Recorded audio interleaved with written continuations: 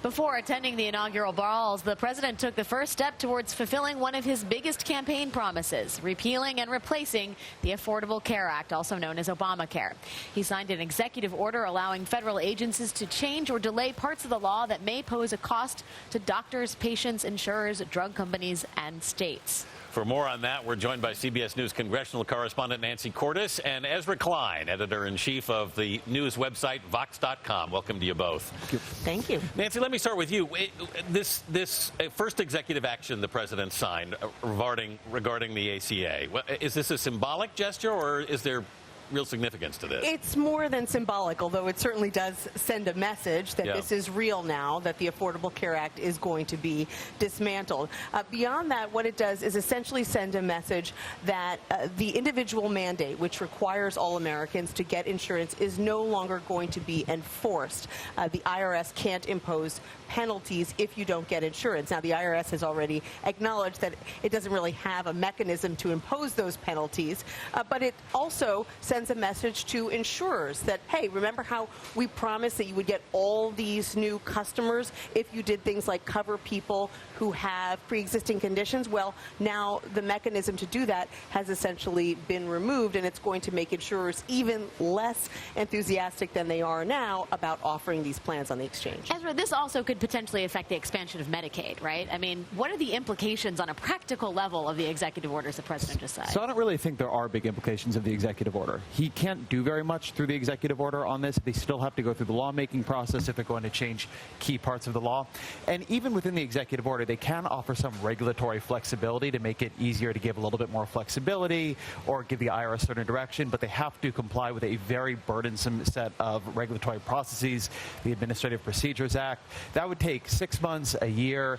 This is the beginning of a very, very, very long process, and I would look at what happened last night much more as a setting of direction, a statement of intent, than anything that will create a quick change in the law. Does that mean, so timeline-wise, you think there is still more time ahead before Americans actually start feeling the effects of any of this? Yeah, I don't think you won't feel the effects of this executive order, possibly ever, maybe for a long time. What's really going to matter is the congressional repeal and replace process if they are able to get that off the ground. That is where the real changes can be made. That's where architectural change can be made.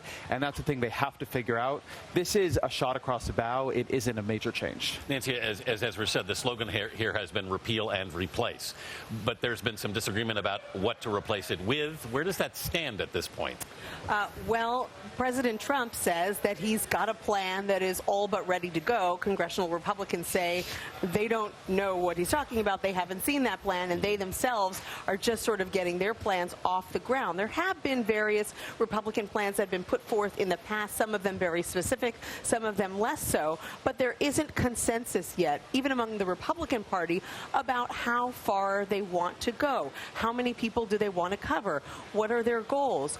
All these different plans are very, have very different goals when it comes to how expensive insurance should be, how many people should get covered. So this, as Ezra said, is just getting started. Ezra, Tom Price, the presumed incoming HHS secretary, has floated a plan. What does that look like? How is it different? So it is a plan, and this is a problem they're going to face over and again. It is a plan that violates a number of Donald Trump's main promises. It would leave many fewer people uninsured. It would have much higher deductibles than what is currently there. It deregulates insurance. You can have much, much higher deductible insurance.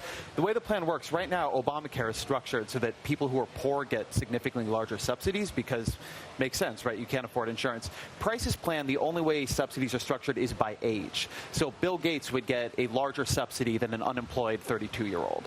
So that plan would have a lot of people who do not have any coverage. It would rip out the Medicaid expansion completely, so those folks would lose everything.